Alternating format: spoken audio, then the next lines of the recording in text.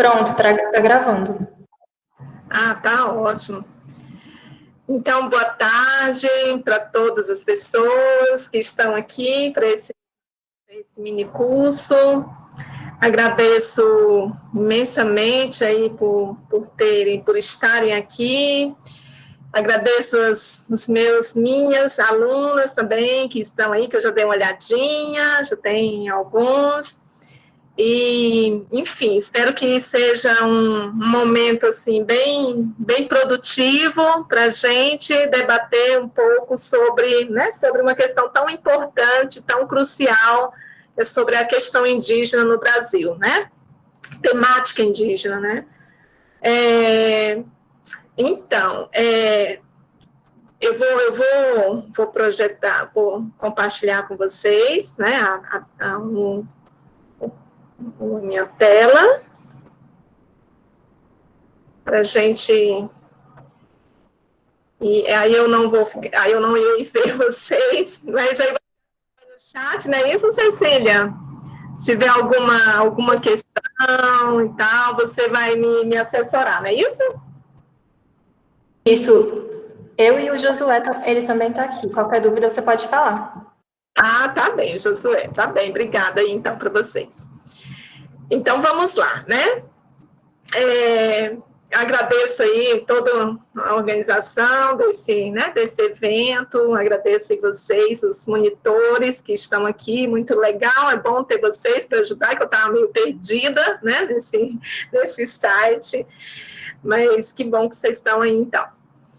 Então tá, eu vou tentar pontuar algumas questões, né, sobre a Lei 11.645, de 2008, explicar essa lei, depois falar um pouco sobre um povo indígena, né?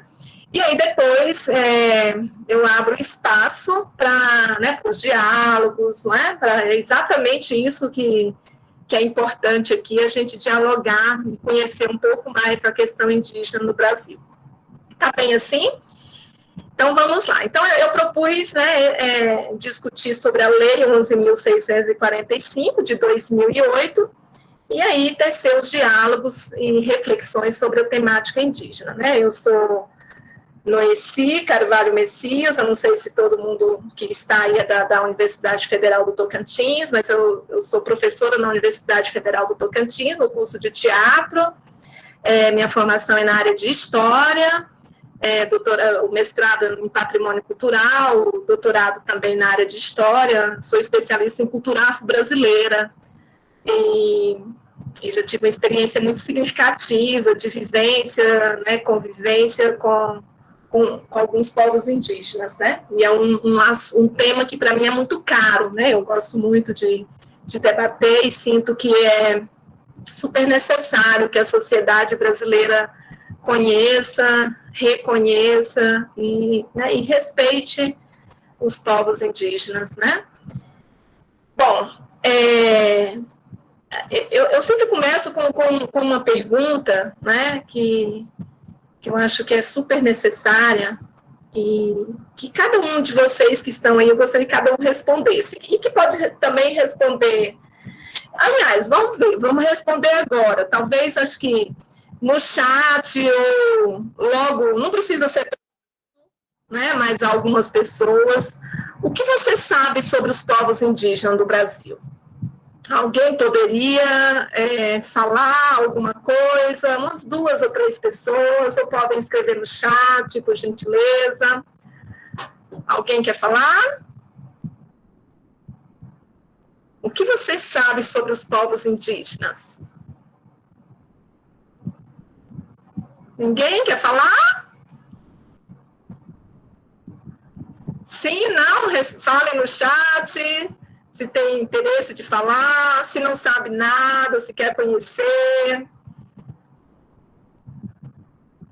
Que foram os primeiros a descobrir o Brasil, sim. Conhecimento muito restrito no ensino médio, muito bem. Regiane, que são os povos originários, ok. Que mais? Já tá bom. Mais alguma coisa? Eles têm... Professora? Oi? Eu já participei do teu mini curso nesse ano, então eu acho que estou um pouquinho mais capacitada, né, de falar. Então, Isso. o que eu acho mais importante é que, pelo menos na minha opinião, né, é que ele está espalhado pelo Brasil todo, né, e é muito diverso, e não é só aquilo que a pessoa tem naquela cabeça que todos os povos são iguais. Uhum. Muito bem, obrigada, Lívia. Existe uma diversidade muito grande, né? Ionara, conhecimento pequeno demais, só sei que gosto da cultura indígena, que bom. Fernanda, não, Fernanda não, deixa eu ver, eu vi alguma coisa aqui para trás. Eles têm estado numa luta por suas terras há muito tempo, verdade, o tempo todo, sendo que eles são os nativos do nosso país, exatamente. Beleza, então já deu para sentir.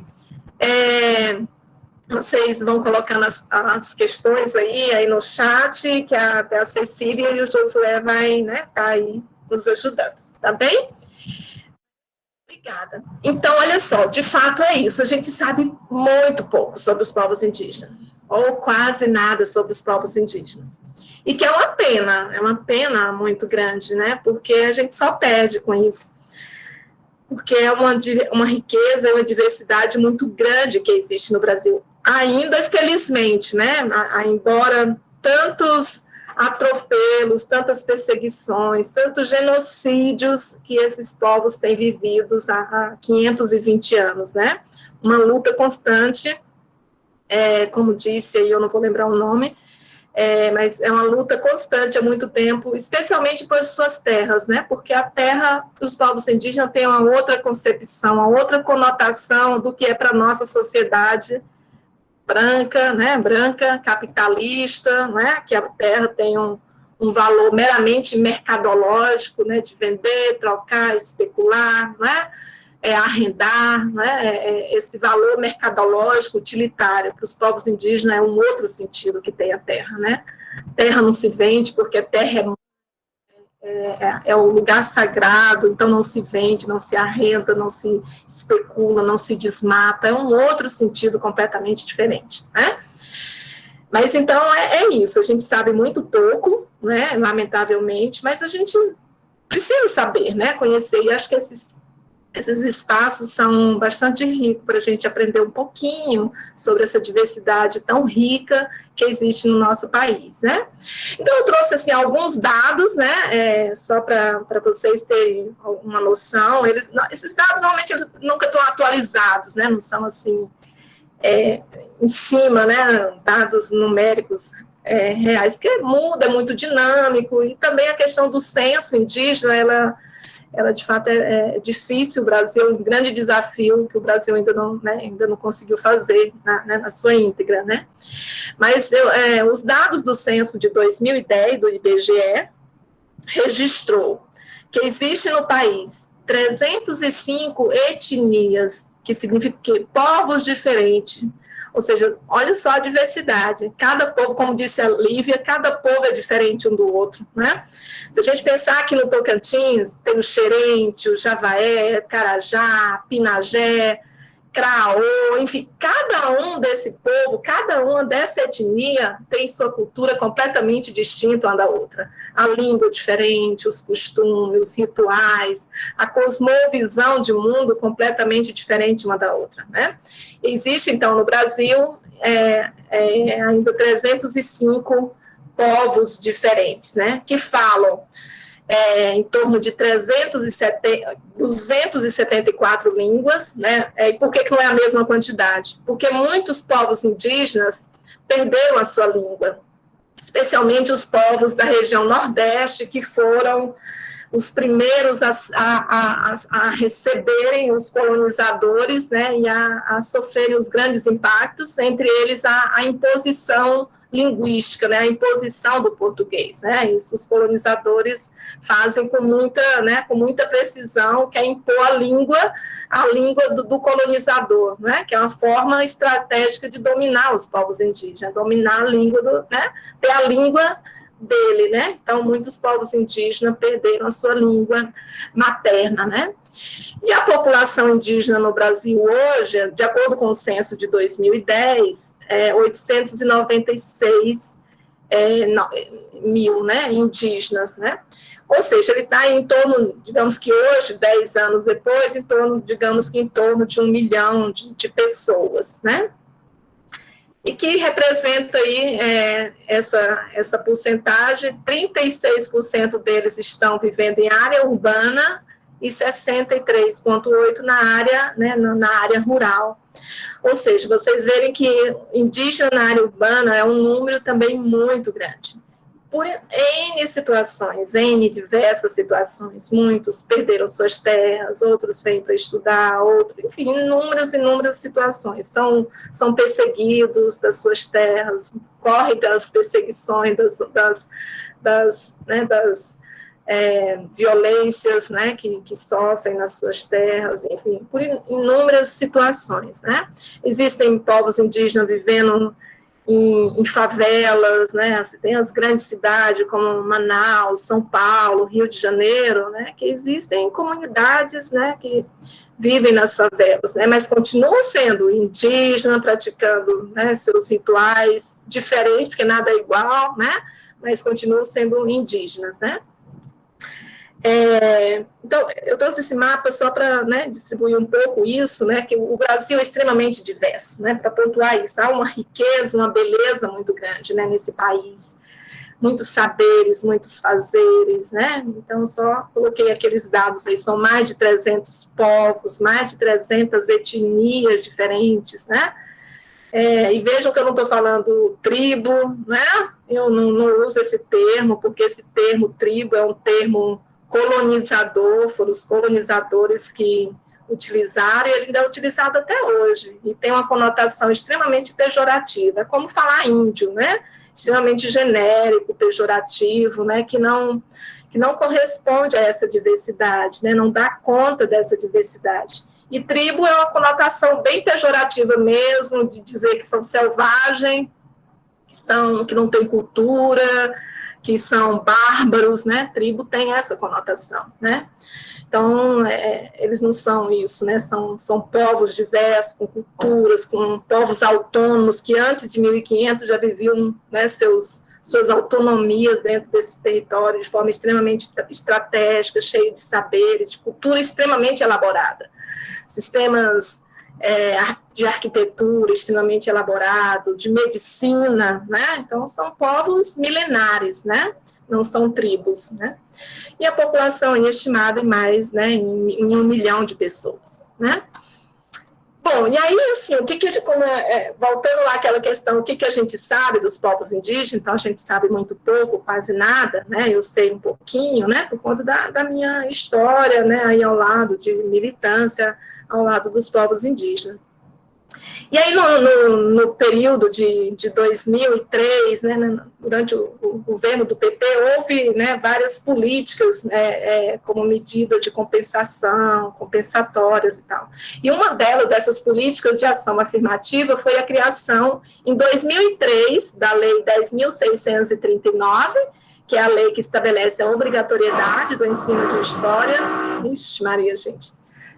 Tem essas questões de trabalho home office, né? Como eu disse, estou em casa e tem trabalhadores aqui do lado, aí vai fazer um barulho aí, vamos ver se não atrapalha tanto. Então, em 2003, foi promulgada a 10.639, que é a lei que estabelece a obrigatoriedade do ensino de história e cultura afro-brasileira e indígena nas escolas, todo o sistema de ensino brasileiro básico, né? Aí, em 2008, essa lei ela foi ampliada, passou a ser, né, 11.645 em 2008, que inclui a questão indígena. Então, é a lei que estabelece a obrigatoriedade do ensino de história e cultura afro-brasileira e indígena. E aí, o que diz essa lei, né? Eu até peguei, vocês podem acessar ela, né? Mas eu peguei bem aqui para mostrar para vocês, só para a gente ler bem rapidinho. Olha só, né? Logo no primeiro artigo, né? O que passa a vigorar a partir dessa, né, dessa redação, né, que nos estabelecimentos de ensino fundamental, ensino médio, público, privado, torna-se obrigatório o estudo da história e cultura afro-brasileira e indígena.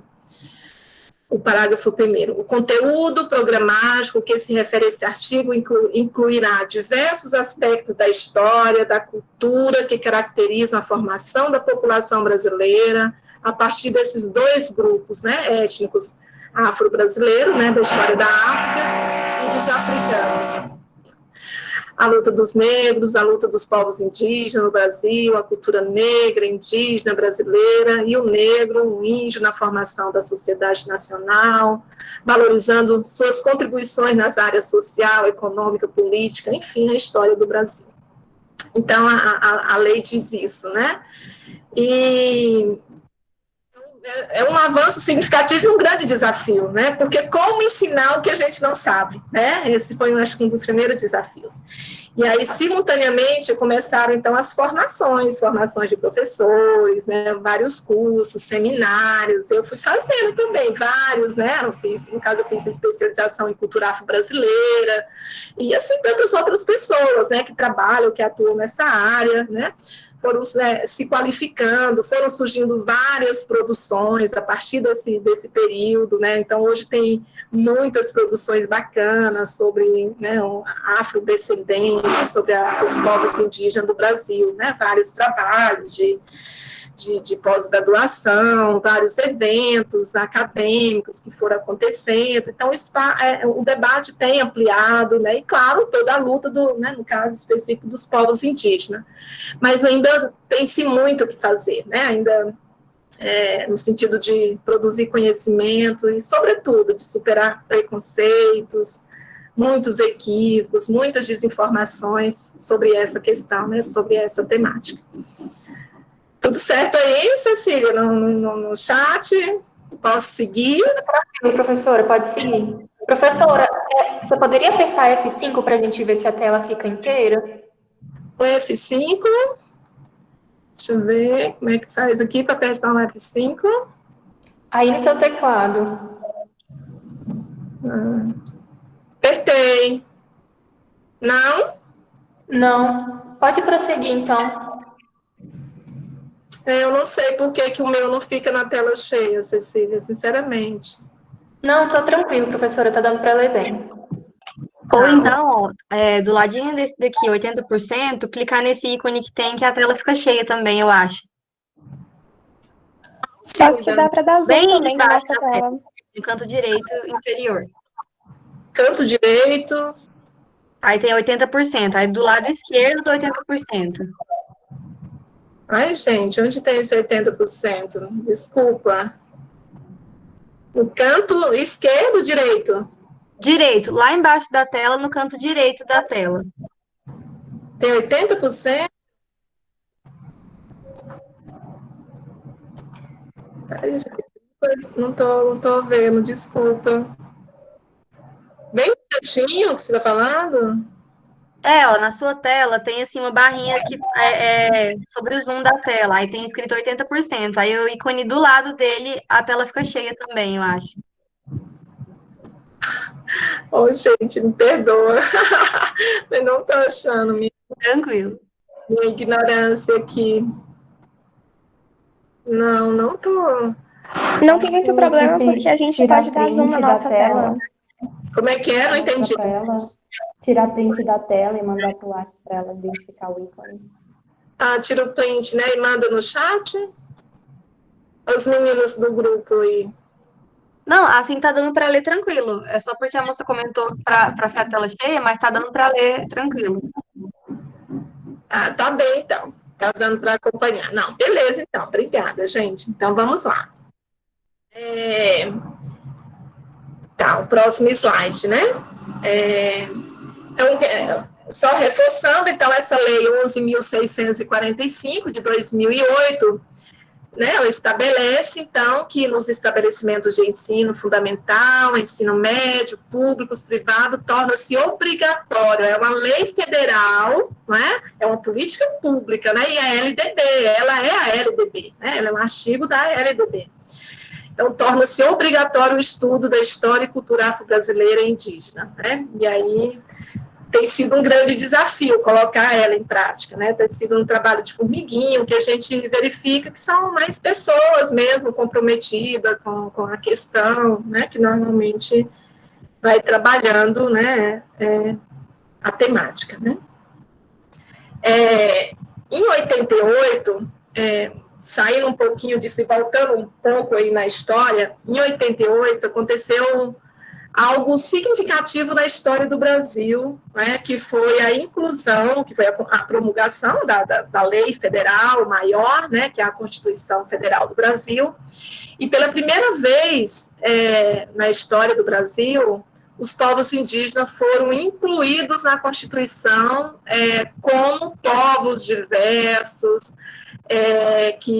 com costumes diferentes, né, cultura diferente, que o Estado brasileiro e que a sociedade brasileira precisa respeitar esses povos, né?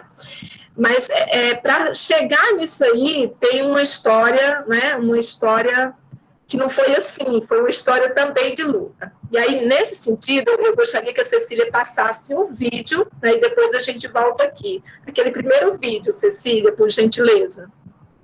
Tudo bem. Vídeo pequeno que a gente vai assistir agora.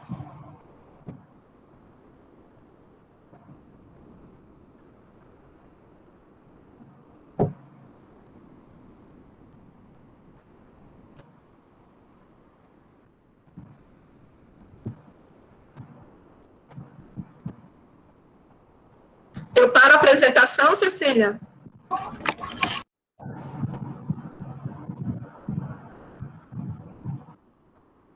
Vou parar.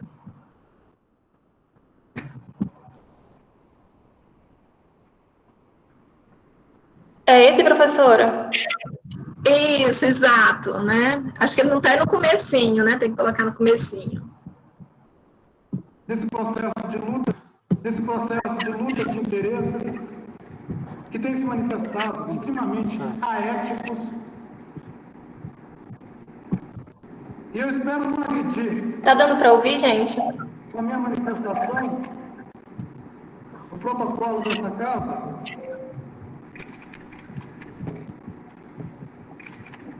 mas eu acredito que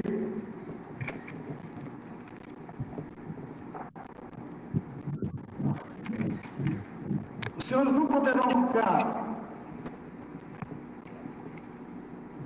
omissos, os senhores não terão como ficar alheios a mais essa agressão movida pelo poder econômico, pela ganância, pela ignorância do que significa ser um povo indígena. O povo indígena tem um jeito de pensar, tem um jeito de viver,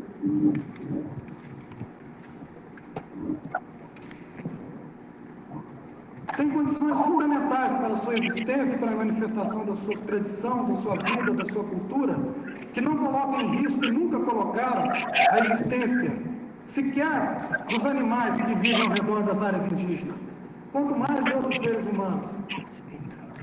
Eu creio que nenhum dos senhores poderia nunca apontar atos, atitude da gente indígena do Brasil que colocou em risco, seja a vida, seja o patrimônio de qualquer pessoa, de qualquer grupo humano nesse país. E hoje nós somos o alvo de uma agressão que pretende atingir, na essência, a nossa fé, a nossa confiança de que ainda existe dignidade,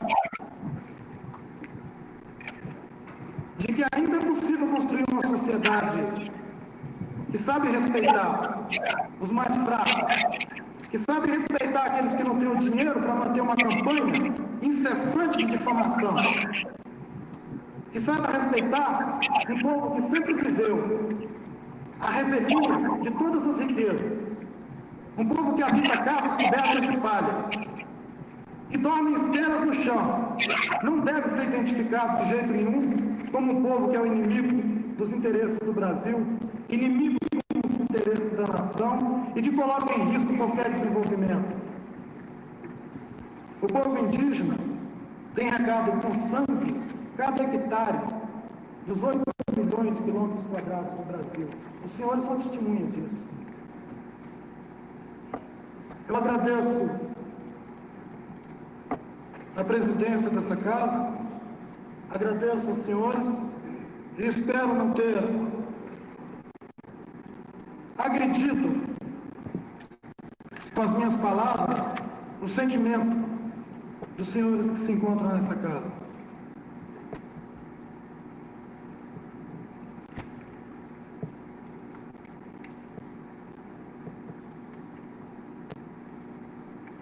Obrigado.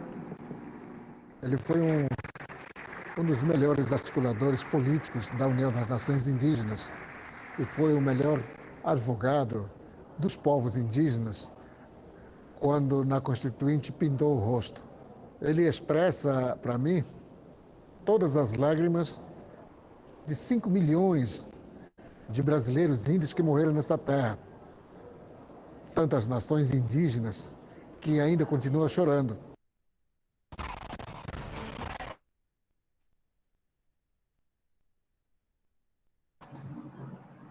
Esse vídeo é muito forte, Eu não sei o que vocês sentiram aí, né? Poderiam, inclusive, se manifestar o que sentem, né? Com esse vídeo, mas eu, todas as vezes, já assisti inúmeras e inúmeras vezes, e todas as vezes eu me arrepio, né? Porque eu acho que é muito forte. E imagina naquele contexto, isso foi em 1987, certamente muitos de vocês não tinham nascido ainda, mas esse país saía de um contexto de mais de 20 anos de uma ditadura, né, sanguinolenta, brutal, né, e em 87 vivia-se um período de lutas incessantes por democracias, né, por direitos, tantos reprimidos. Um deles era a questão dos povos indígenas, né, e nesses 20 anos, muitos povos indígenas sofreram genocídio no regime militar, né? Foram muitos povos indígenas que foram exterminados, né? Isso não tem muito tempo, né? Foi no período de 64 a 80, né? 85, e também depois disso, mas no regime militar, os povos indígenas sofreram barbaramente, né? Muita violência, né? Esse indígena que está falando, né, para quem não sabe, é o Ailton Krenak. Ailton Krenak, do povo Krenak, do estado de Minas Gerais. Um povo que, desde quando os colonizadores portugueses chegaram a esse país, eles foram atacados, né? Então, desde aí mais de, né, 500 anos que esse povo vem lutando, né? E resistindo, né, resistência sábia, né, que esses povos têm, né. E aí o Ailton Krenak, naquele contexto dos anos 70, ele é uma liderança, né, que surge lutando pelos povos indígenas. Ele criou uma organização, no sentido, né, de organizar ainda mais, né, uma organização mais na nossa cara, né, porque os povos indígenas têm suas próprias organizações, e que é a UNI. Ele criou a União das Nações Indígenas, né, do Brasil, a UNI, e no contexto de 87 eles travaram um grande embate para que fossem incluídos, né, os artigos que contemplassem os povos indígenas na Constituição de 88, né. Então, felizmente, foi um ganho, foi um avanço significativo. Então, são os artigos 231 e 232 que falam, né, dos povos indígenas, né? O artigo 231 fala que são reconhecidos aos índios sua organização social, costumes, línguas, crenças, tradições e os direitos originários, ou seja, eles são os primeiros, eles são originários, né, sobre as terras que tradicionalmente ocupa, competindo à União demarcá-las, proteger e fazer respeitar todos os seus bens. né, do ponto de vista legal, é muito, muito interessante, mas na prática ainda não se cumpriu, especialmente a demarcação das suas terras, né? Mas eu não quero muito adentrar nisso, porque eu quero, né, chegar em outra parte, né? E o artigo 232, que também é muito significativo, que estabelece que os índios, suas comunidades e organizações são partes legítimas para ingressar em juízo em defesa dos seus direitos e interesses, intervindo o Ministério Público em todos os atos do processo. Esse artigo, ele põe abaixo a famosa instituição da tutela que existia sobre os povos indígenas no Brasil, que o Estado brasileiro, né, fez aí durante muitos anos, que tratava os povos indígenas como incapazes, como infantis, que não tinham sabedoria, que não davam conta de decidir sobre si. Então, o Estado brasileiro, a FUNAI, no caso, o órgão oficial, antes o SPI, eram tidos como os órgãos que eram tutores dos povos indígenas. E esse artigo, ele vai dizer assim, olha, não, os povos indígenas são legítimos, né? São senhores e senhoras de si, né? São povos autônomos, né? Sempre souberam cuidar, lidar das suas vidas, né? Professora, desculpa interromper a senhora. Sim. A senhora não está apresentando a tela. Eu estou o quê? Os seus slides, a senhora não está apresentando. Gente, perdão, desculpa. Tudo bem. Que bom que você falou. E eu toda aqui achando que eu estava apresentando, né? Não, está tranquilo. Desculpa. Então tá. Então, os artigos 231, nesta Constituição de 88, né, que foi uma conquista, né? E aí a gente viu o vídeo Eita, gente, perdão, mas o barulho acho que vai atrapalhar um bocado vocês, né? Mas, enfim, vamos lá. Então, os artigos 231 e o artigo 232, né? Então, esses dois artigos que estão na Constituição Federal de 1988, que foi um avanço, né? Porque reconhece que o Estado, porque até então o Estado brasileiro não reconhecia os povos indígenas, né, no Brasil. O Estado brasileiro tratava os povos indígenas como selvagens, como silvícolas, como bárbaros, e que eles tinham que deixar a sua cultura para se integrar à sociedade brasileira. Então, era uma negação, né, desses povos. Aí, o artigo 231 também, né, diz que não, esses povos são, né, são diversos, então são reconhecidos, né, o Estado brasileiro precisa reconhecer, né, como povos diferentes, seus costumes, suas línguas, suas tradições, né, enfim, e que tem o papel de demarcar suas terras, porque eles são originários, né, eles foram os primeiros a chegar nesse território, né. Aí o vídeo que a gente já passou. Tá, mas eu quero chegar nesse ponto. Tudo bem, gente? Tá tranquilo? Posso continuar? Tá tudo certo? Posso continuar, né? Então, beleza. Eu quero falar aqui um pouco do Ailton Krenak, né? Quem que é essa pessoa, né? E um pouco da visão de mundo desse povo, né? E vou, claro, me subsidiar no Ailton Krenak, que é uma liderança que eu tenho o maior respeito, não só eu, mas muitas pessoas que são simpáticas, que têm respeito, que têm carinho aos povos indígenas. Ailton Krenak é uma liderança de muita referência, né? E eu vou tratar aqui com vocês de um livro dele agora recente, de 2000, bem nesse contexto da pandemia, né?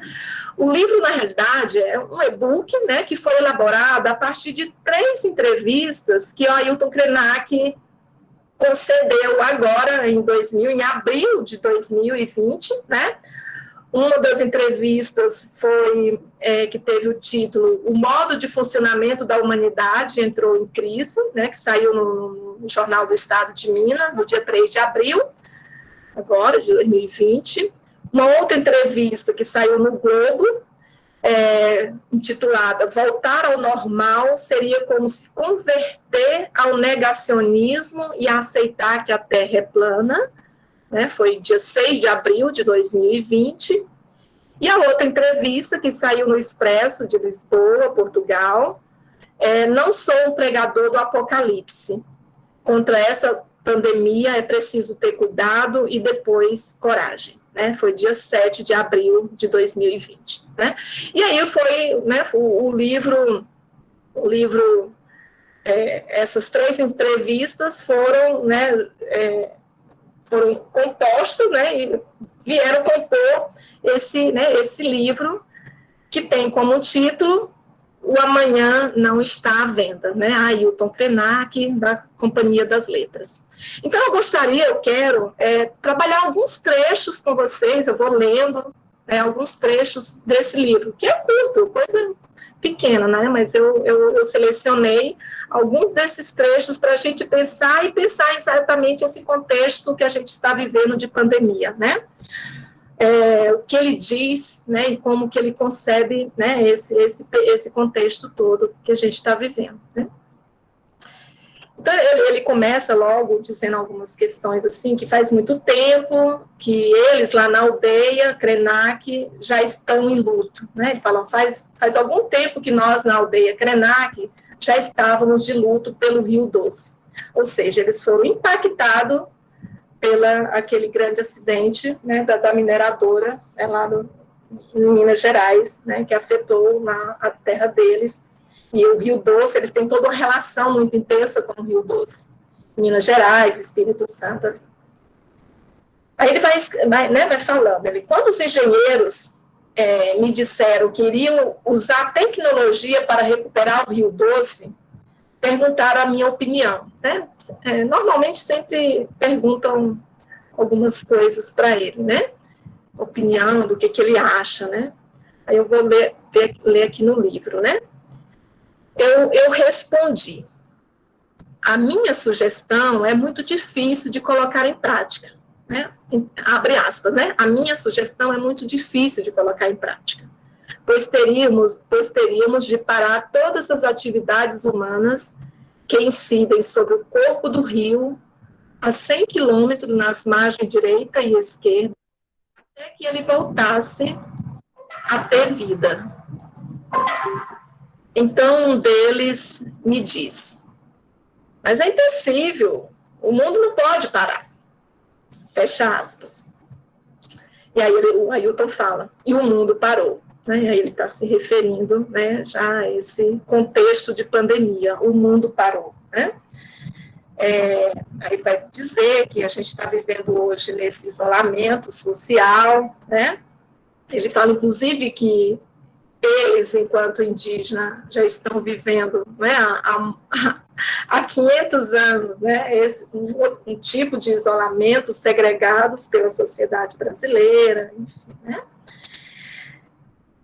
Aí, tá, a gente, né, ele continua dizendo assim, se durante muito tempo éramos nós, os povos indígenas, que estávamos ameaçados da ruptura ou da extinção do sentido da nossa vida, hoje estamos todos diante da iminência de a Terra não suportar a nossa demanda. Estamos devastando o planeta, cavando um fosso gigantesco de desigualdades entre povos e sociedades. Vocês percebem que é uma reflexão muito, né, muito interessante, né? De povos e sociedade. De modo, né, ele continua aqui, né, eu volto aqui no livro, né, de modo que há uma sub-humanidade que existe uma grande miséria sem chance de sair dela. E isso também foi naturalizado, como se tudo fosse natural. O presidente da República disse outro dia que brasileiros mergulham no esgoto e não acontece nada. O que vemos nesse homem é o exercício da necropolítica, uma decisão de morte. É uma mentalidade doente que está dominando o mundo.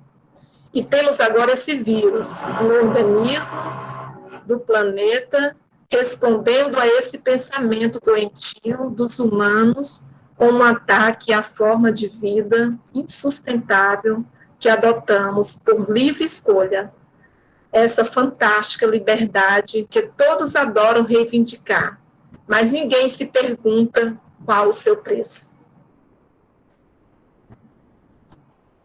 Aí ele continua, né? Fomos durante muito tempo embalados com a história de que somos a humanidade e nos alienamos desse organismo de que somos parte. A Terra passando a pensar, de que somos parte, né? A Terra, passando a pensar que ele, né, o organismo é uma coisa e nós outra. Ou seja, a Terra e a humanidade separados, né? São coisas separadas. Isso são nós, sociedade branca, né? Não indígena, que separamos da Terra. Ele vai fazendo essa reflexão dessa fragmentação do ser humano da Terra, né? Ele fala mais assim, eu não percebo, né, ele falando, né, abre aspas, eu não percebo que exista algo que não seja natureza. Tudo é natureza. O cosmo é natureza. Tudo em que eu consigo pensar é natureza. Nós, a humanidade, vamos viver em ambientes artificiais produzidos pelas grandes corporações que são os donos da grana. Esse organismo, o vírus, parece ter se cansado da gente, parece querer se divorciar da gente, como a humanidade quis se divorciar da natureza. Ele está querendo nos desligar, tirando o nosso oxigênio. Quando a Covid-19 ataca os pulmões, o doente precisa de um respirador, um aparelho para alimentação de oxigênio, senão ele morre.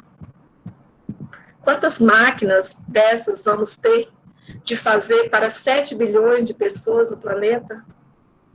A nossa mãe, a Terra, nos dá de graça o oxigênio, nos põe para dormir, nos desperta de manhã com o sol, deixa os pássaros cantar, as correntezas e as brisas se moverem.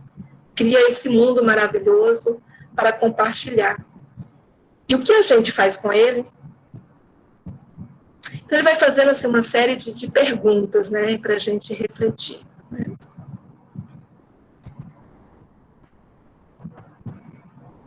Aí ele continua, né? Para combater esse vírus, temos de ter primeiro cuidado, depois coragem. Né? Esse foi, inclusive, o título de uma reportagem. Né?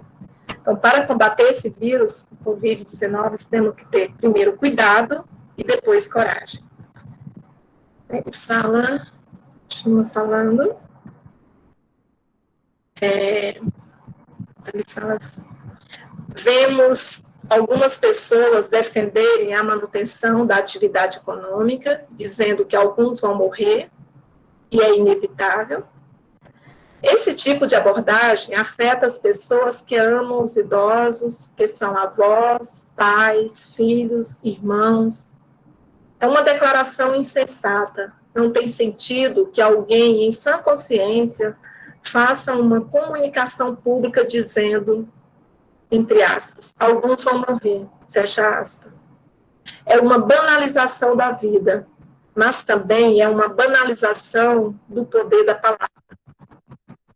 Pois alguém que fala isso está pronunciando uma condenação, tanto de alguém em idade avançada, como de seus filhos, netos e de todas as pessoas que têm afeto uns com os outros.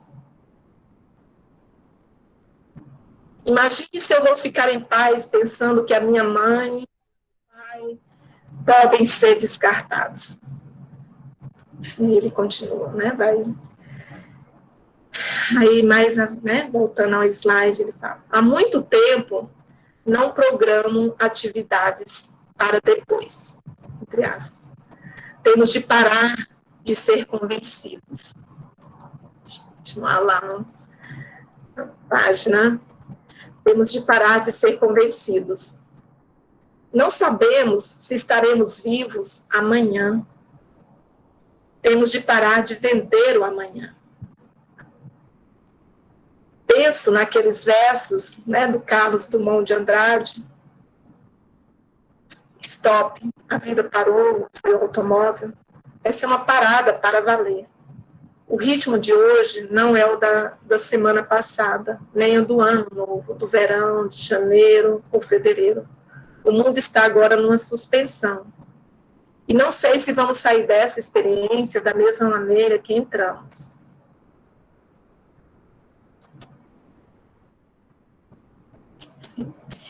Enfim, aí todo o livro é bem curtinho, como eu disse, são um pouco mais de 20 páginas, mas é cheio de palavras extremamente poderosas e que nos fazem refletir sobre nós e sobre esse modelo de sociedade que a gente vive, né? que ela está sendo, né, construída, que é um modelo de desenvolvimento completamente diferente do que pensam os povos indígenas, do que pensa o povo Krenak, do que pensa Ailton Krenak, né? Onde as coisas estão tudo integradas, natureza, enfim. Aí eu quero agora que a gente veja um outro vídeo, esse um pouquinho mais longo. Cecília, por gentileza. Já vou apresentar aqui. Tá bem, obrigada.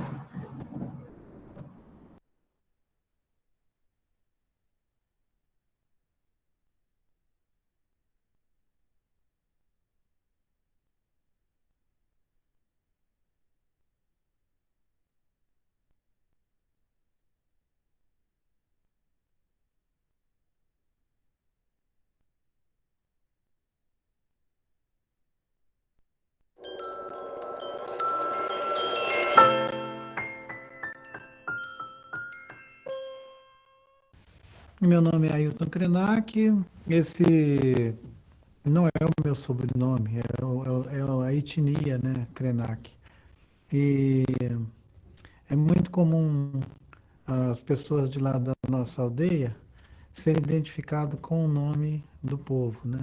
Eu nasci numa região de Minas Gerais, que já é divisa com o Espírito Santo, no médio Rio Doce.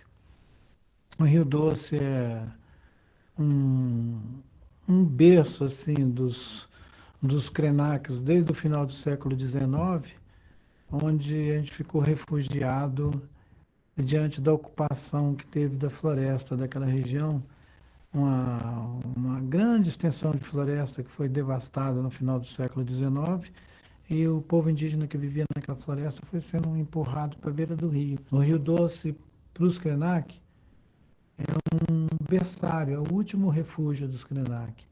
E nós estamos sendo acossados no último reduto, onde a gente ainda podia beber água, pescar, caçar e ter alguma, digamos, ecologia humana, né? Porque do jeito que eles fizeram com o rio agora, a gente tem um organismo morto atravessando aquela região por 800 quilômetros.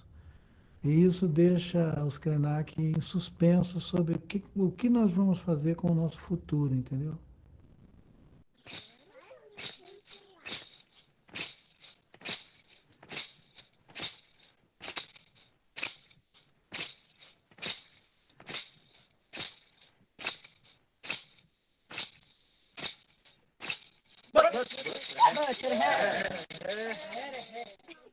Se eu escrever uma literatura que conta o que os mineiros fizeram com os Krenak, com os nossos antepassados botocudos, com a nossa paisagem, com as nossas montanhas, e o golpe de morte que eles deram num rio com extensão de 800 quilômetros, muito provavelmente nenhuma editora vai me publicar em Minas Gerais. Mas é interessante porque um livrinho que eu estava exibindo hoje tem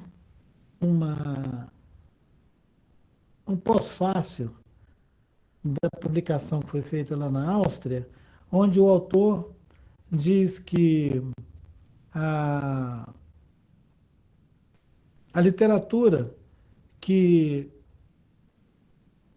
os índios estão fazendo na América Latina, ele não fala só do Brasil, ele disse que essa literatura é literatura universal. Apesar dela ser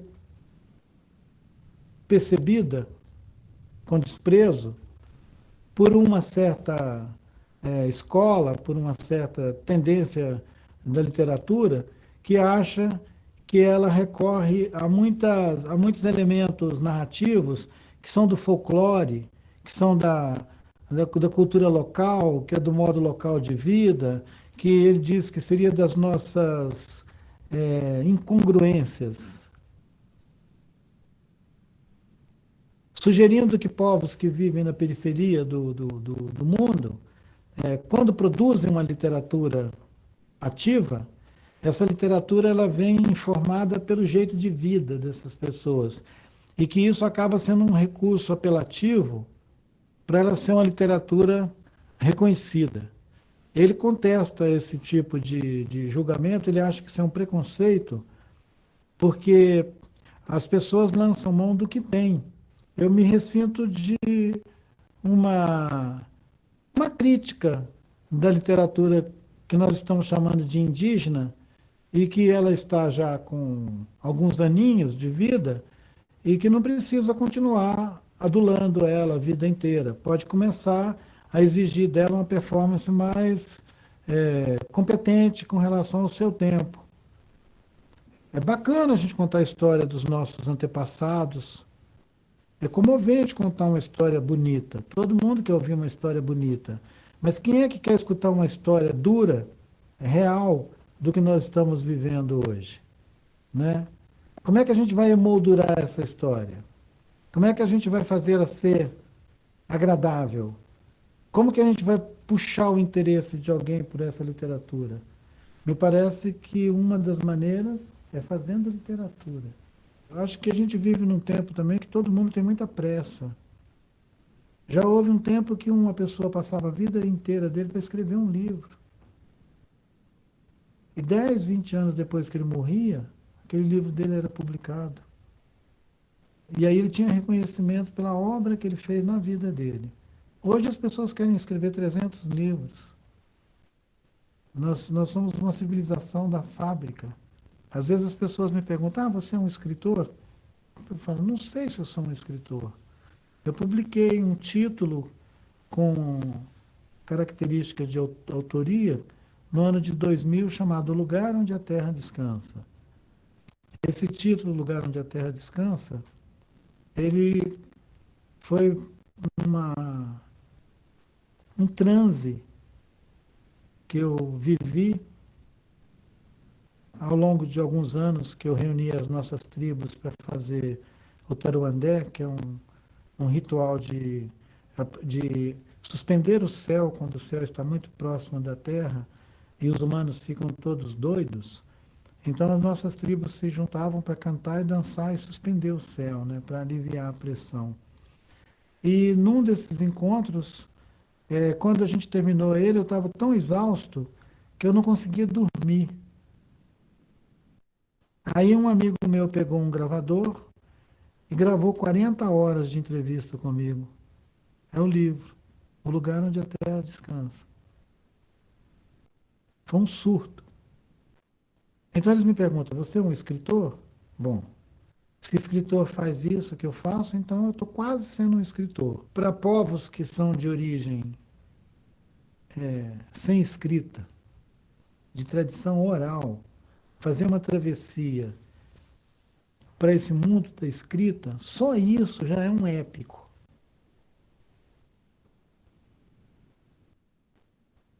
E ele deve ocultar trilhas insondáveis de alienação dessas identidades até chegar nesse patamar da escrita e lidar com esse recurso da escrita com familiaridade. É bom não esquecer que os jesuítas vieram para cá para botar escolas e catequizar os índios e aprender eles a ler, ensinar eles a ler e escrever. Enquanto os índios puderam resistir, eles não aprenderam nem a ler nem a escrever.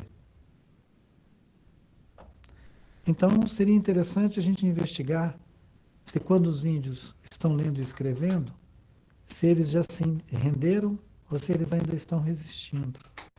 E os xamãs estão avisando, o céu vai cair sobre a nossa cabeça.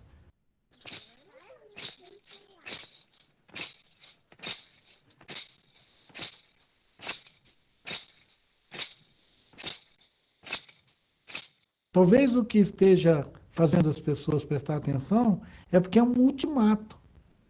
Então deve ter muita gente pensando, então nós estamos ferrados.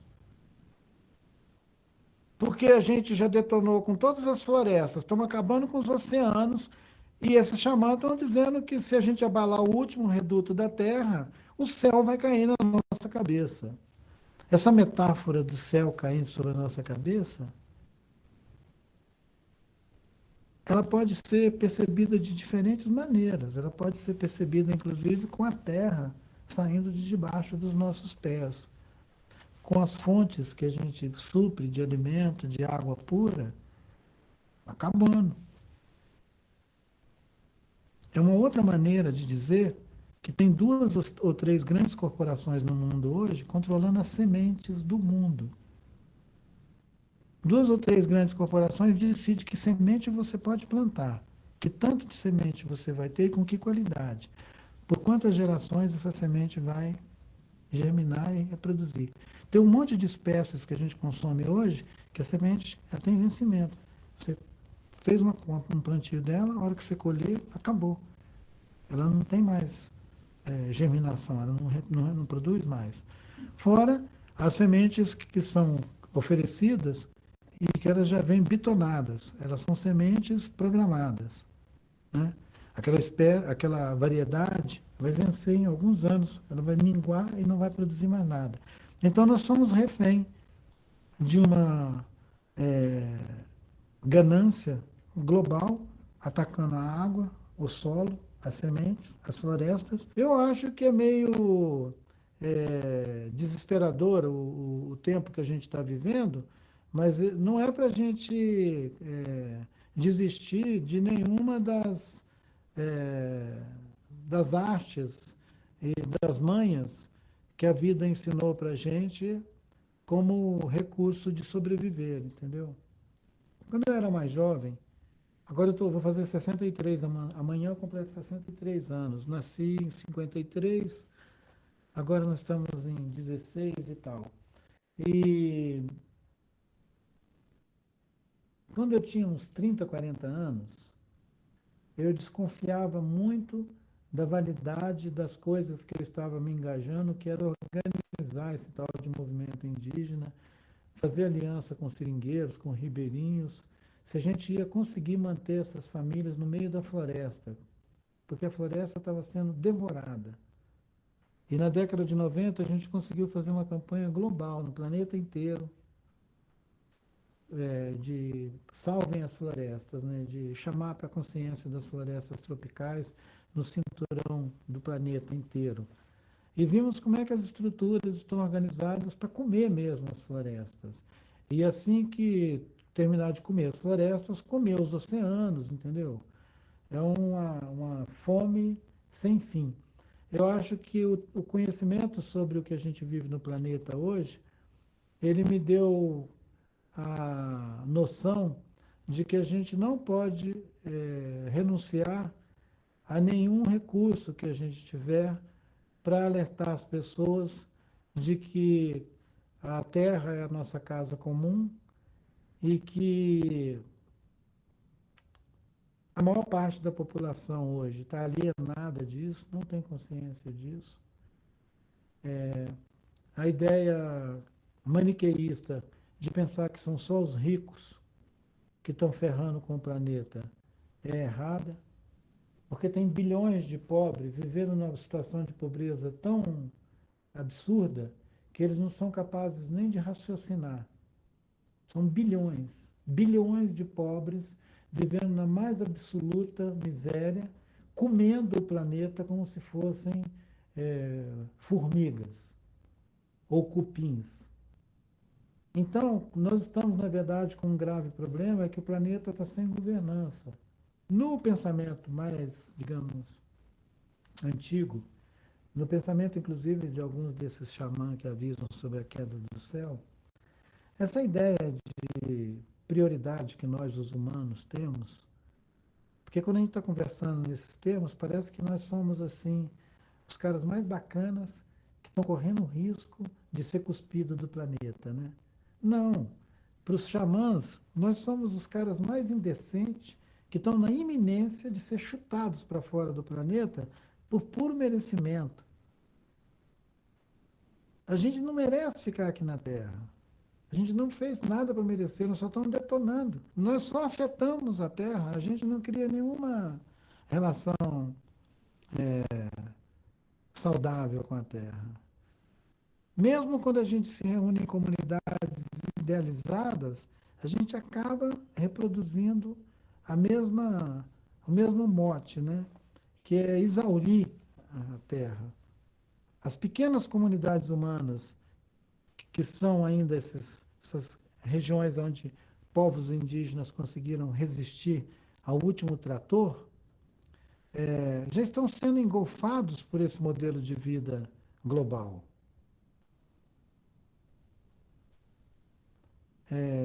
Mesmo nos lugares mais remotos, já entra a tralha tecnológica do Ocidente, corroendo as formas de sociabilidade, interferindo nas relações de cooperação, de solidariedade, de cumplicidade, de reciprocidade. Porque a reciprocidade é a base dessas sociedades antigas, onde tudo é recíproco, tudo é reciprocidade. Não entra uma mercadoria nas relações, não entra uma coisa. As relações, elas têm que ser cultivadas, porque os seres humanos precisam aperfeiçoar suas formas de convivência. Quando a gente abandona essa missão de os humanos aperfeiçoar suas formas de convivência e transformamos isso tudo em barganha, mercadoria e tudo, nós já começamos a corromper esses núcleos de comunidades humanas saudáveis e transformar tudo isso nessa coisa global que nós temos. Mas enquanto tiver taquara, a gente tem que fazer flecha e mandar flecha. Espírito guerreiro. Não pode baixar a bola.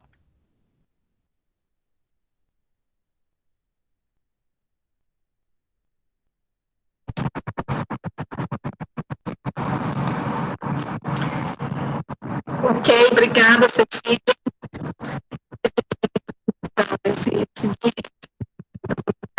Não, vou dar um vídeo um pouquinho mais longo, mas extremamente intenso, né? A visão do mundo, né, desse povo, a forma de interpretar a vida, né, essa sociedade que a gente vive. Isso mostra como que os povos indígenas são muito diferentes. Né? Quando a gente fala diferente, a gente acaba não tendo noção do que é, mas são formas de ver o mundo de outra maneira. Então, olha só, era isso que eu gostaria de apresentar nesse primeiro momento. Aí eu, né, como eu disse, muito abrir para o diálogo, né, para a gente dialogar. E aí eu quero agora, então, abrir esse espaço para dialogar. Não sei se está feito. Eu não sei se eu vou dar conta de responder tudo. Quem sou eu, né? Como eu disse no princípio, eu tenho uma relação de vivência, né, de experiência com os povos indígenas, um pouco de estudo, mas sei muito pouco, né? Mas o que eu tenho muito é atividade, né, com os povos indígenas e que a sociedade brasileira conheça um pouco mais essa rica diversidade cultural brasileira, que respeite mais os povos indígenas, nesse sentido, né? Por isso eu sempre, né, proponho esses seminários, esses minicursos, para que a gente possa dialogar, né, e tecer, né, tecer troca de experiência. Então, eu gostaria agora para o debate, o diálogo, aí vocês podem usar o microfone, né, e acho que é importante se inscrever, não é isso, Cecília? Quem for falar, eu quero falar, acho que você controla isso. Né, Cecília? Oi, professora. Isso, acho que o pessoal conseguiu entender, o seu microfone está travando um pouquinho. Às vezes ele volta, mas trava um pouquinho. Pena. Mas é isso, gente. Quem quiser tirar dúvida, então pode abrir o microfone, né, professora? Isso, microfone ou chat, né, ou falar de experiências, né, com os povos indígenas, né, acho que é um momento para deixar esses comentários, né, diálogos, enfim. O que acharam,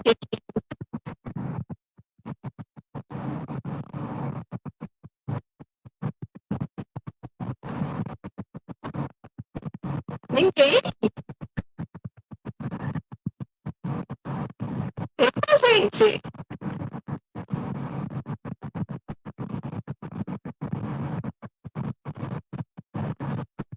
Silêncio! Então, mas o que vocês... Vou perguntar então, né? Como é que vocês interpretam, né, um pouco disso que a gente falou nos vídeos, né, que o Ailton Krenak, né, coloca, né, sobre o povo dele, sobre a forma de mundo, da relação com a terra, né? Vocês sabem o nome do vídeo. O nome do vídeo, o primeiro...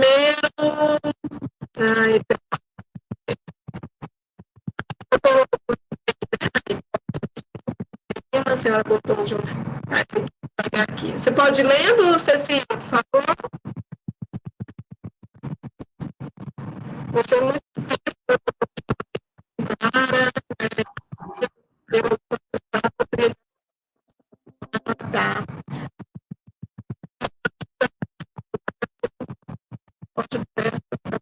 Tem um link de formulário. O formulário é de avaliação, Cecília, é isso? Isso, o Josué já vai mandar o formulário para confirmar a presença do pessoal.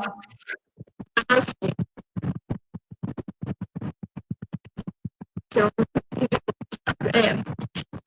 tá, gente, olha, eu planejei isso para a gente falar 1 hora e seria 1 para a gente debater, mas de fato alguém colocou aqui o Johnny, né, esse homem, o vídeo é muito sábio, o Ailton Krenak, como eu disse, é de uma sabedoria impressionante. Mas que não é só ele, os povos indígenas, né, existem assim, muitas e muitas lideranças que são extremamente proféticos, portadores do seu povo, né? Então a gente tem muito a aprender com os povos indígenas.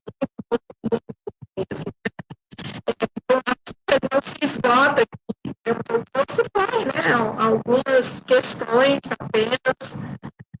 Ai, que pena, meu áudio travando, gente, me perdoa, mas justamente hoje, hein, de chuva aqui, é isso. Aqui não está dando para entender a professora falhando muito. Ai, que pena, gente. Me perdoa, não sei como, né, não tem como resolver, né? A internet até que a Wi-Fi, né? Mas então, ninguém tem nenhum comentário, né? Nenhuma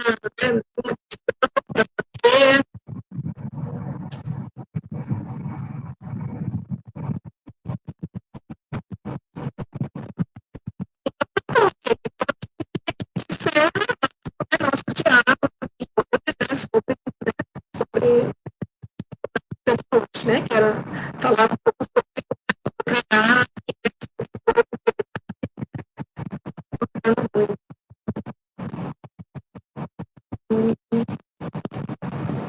melhorou?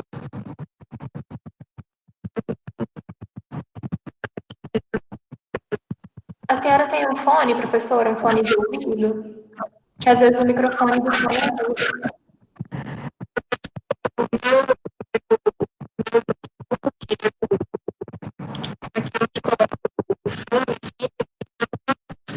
Né? Ele não está funcionando com o fonezinho. Providenciei o. Não, tudo bem.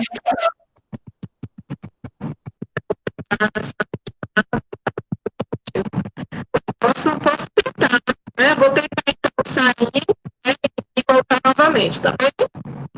Espera aí.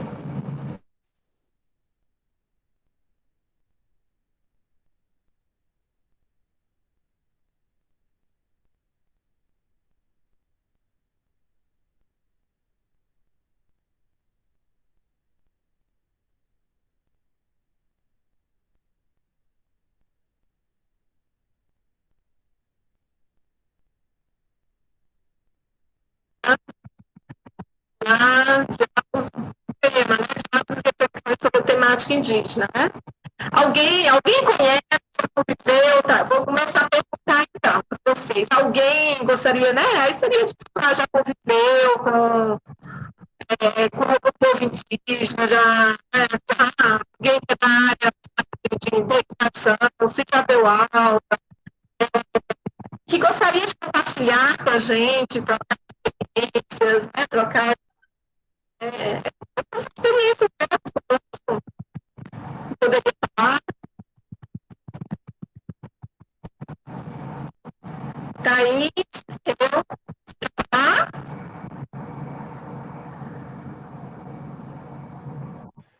Professora, boa tarde. Eu gostaria de... Eu até escrevi aqui no chat, mas eu acho que a senhora não chegou a ler muitas mensagens. Eu gostaria de parabenizar a sua fala. Às vezes é um conteúdo que a gente não tem tanto contato durante nossa formação acadêmica, mas que eu pessoalmente vejo que é de extrema relevância, sabe?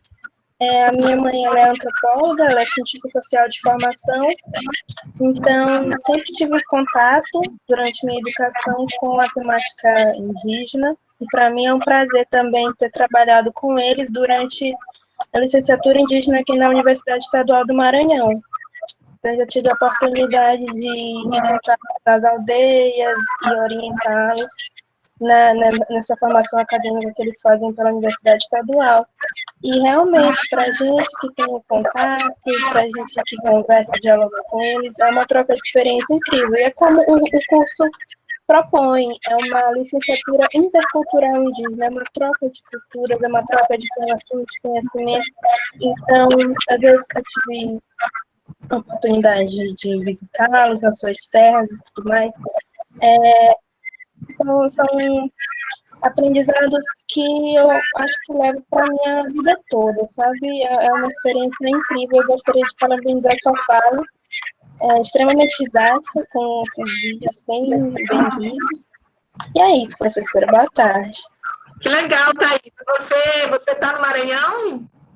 Agora eu estou no Maranhão por causa da pandemia, mas eu sou da Unig, então novembro deve estar voltando. Ah, tá. Aqui a gente tem muitos povos. Sim, Maranhão tem muitos. E quais os povos que você teve experiência aí? Na licenciatura tem de vários, né? Os que eu visitei nas terras indígenas foram mais o povo Cricati.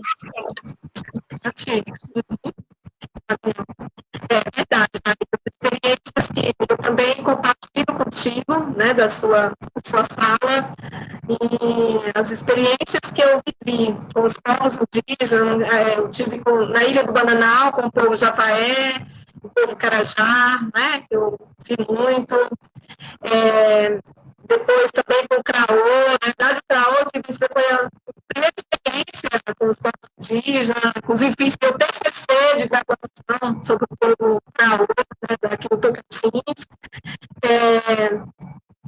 uma relação de profundo respeito, né, e afetividade com esse povo.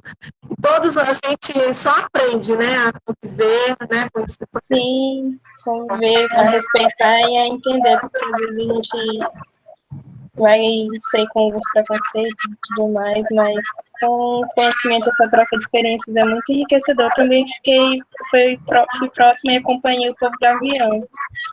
Que legal. Muito rico, né? E como eu disse, é uma pena que, né, a gente conversar com as pessoas só com as pessoas que conhecem os povos indígenas. O pessoal do Grupi, né, por exemplo, né, não sei quem é do Grupi, né, eu lembro que eu morei no Grupi, e quando eu morei no Grupi, foi 4 anos no Grupi, 98 a 2002, e como eu trabalhava na época com os povos indígenas, existia em Gurupi, morando 8 povos indígenas. Olha a diversidade de povos. Nossa, bem diversa. Né? E as pessoas da cidade nem sabem, né? Preferem muitas vezes cultivar e reproduzir os preconceitos. Existe ainda, né? Tem muitos lá, né? Então, não só né? Javaé, o Cajá, né? Mas outros povos estudando, tanto na Unig, na Universidade Federal, certamente no IFTO também. Então, existe, né, muitos indígenas aí, né? E a gente precisa estreitar essas relações, né, com eles, enfim. E a cidade grande, né? Você vai para essa cidade de Palmas, existe uma, né? Muito, Manaus, Belém, né? Você vai para Campo Grande, então existe muitos indígenas vivendo na cidade e também de forma muito marginalizada, né? Que é de fundamental importância que a gente conheça essas realidades, né? E dialogue com elas. Mais alguém? Obrigada, Thaís. Mais alguma coisa que você gostaria de falar, de compartilhar com a gente? Não, professora, é só isso mesmo. Eu que agradeço. Tá. Você faz curso na Unig? Eu faço medicina na Unig. Legal, que bom. Legal, saber que alguém da medicina, né, tem essa experiência com os povos indígenas, né, que é um grande desafio, né, os indígenas Sim. e tais. Bem interessante. Tenho uma vontade na minha formação acadêmica trabalhar com povos e comunidades tradicionais. Que bom. Ok. Mais alguém gostaria de compartilhar de dizer as suas experiências, gostaria de saber, né, sobre os povos indígenas?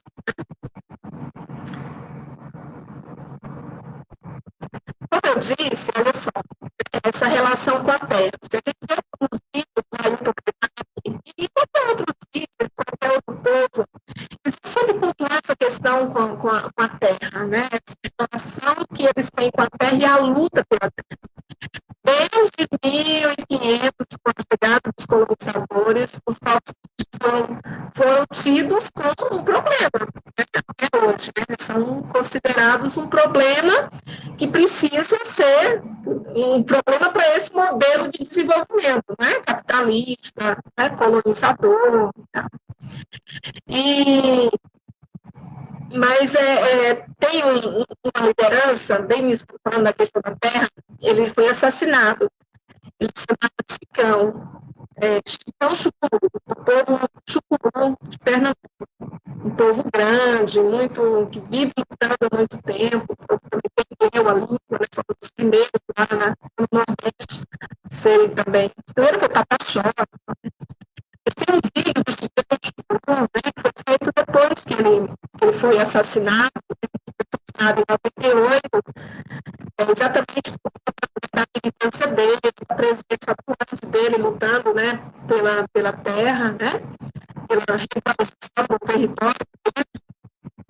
E ele foi assassinado por fazendeiros, né, que invadiam, né, que estavam dentro do território deles, né. Mas ele tem um vídeo que ele fala o seguinte, né, a gente tem a terra como nossa mãe.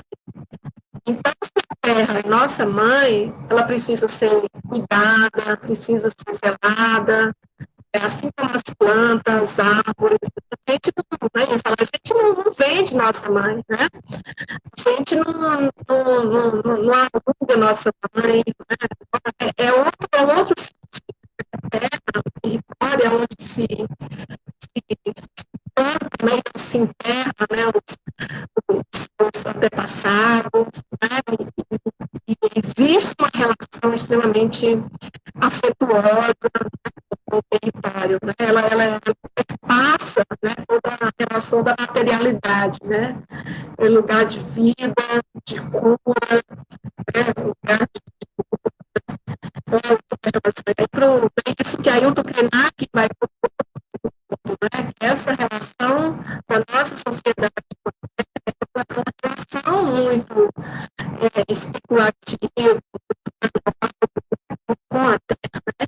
E quando ele pontua lá no livro dele, né, que isso que a gente está vivendo, né, nessa questão da pandemia do vírus, é uma, de certa forma, né, ele fala, uma resposta, né, que a natureza, né, a gente utiliza muita palavra natureza, está dando, né, para isso, né, faça silêncio, tanto é que ele terminando o livro, né, ele fala a Terra está pedindo para fazer silêncio, né, precisa fazer silêncio, né, acho que tem uma parte assim, que não faz sentido trabalhar uma mulher que tem de deixar os seus filhos com outra pessoa, ele está comparando isso, né, da nossa sociedade com a dele, né, não podemos voltar àquele ritmo, ligar todos os carros, todas as máquinas ao mesmo tempo, seria assim como converter o negacionismo, aceitar acho que isso eu já tinha lido, e devemos seguir nos devorando. Aí sim teremos provado que a humanidade é uma mentira. Né? Isso me parece que ele fala assim, precisa, a Terra está pedindo silêncio, né? Faça silêncio, chega, né, de tanto barulho, né? Precisamos, né, olhar com mais delicadeza, com mais cuidado, né?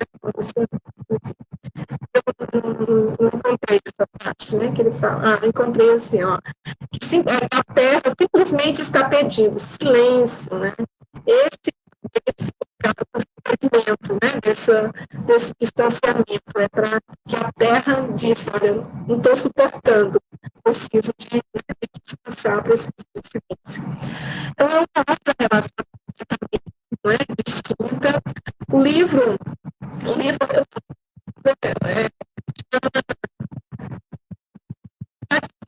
né, o amanhã não está aqui, eu já posto para vocês.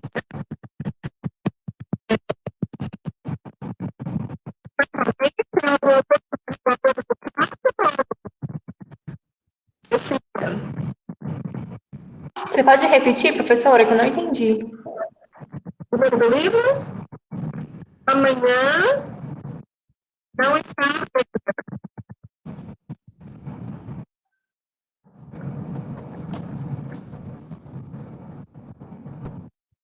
não está exatamente. O e-book, né? Gente, mais alguma coisa? Senão a gente encerra. Alguém pode pegar o link do formulário, o livro. Então, encerramos. Então, eu agradeço imensamente, né, a participação de todos vocês. Obrigada, Cecília. E eu esqueci o nome do outro, do seu colega. Obrigada a você, professora, pela disponibilidade. É o Josué, o nosso colega. Josué, obrigada, Josué. Então, tem essa complicação aqui do áudio também, eu peço desculpas, tá? Mas obrigada imensamente, né? Por vocês terem se interessado. Nessa manhã a gente continua, espero que amanhã o áudio esteja melhor, tá certo? E espero que vocês venham amanhã, vai ser legal também. Vamos discutir outra questão bem significativa, né? Falar de outros povos indígenas e outras reflexões. Fico muito feliz que vocês vierem e somar a esse debate. tá bem? Muito obrigada e até amanhã. Agradeço imensamente a participação de todos vocês. Até amanhã. Obrigada.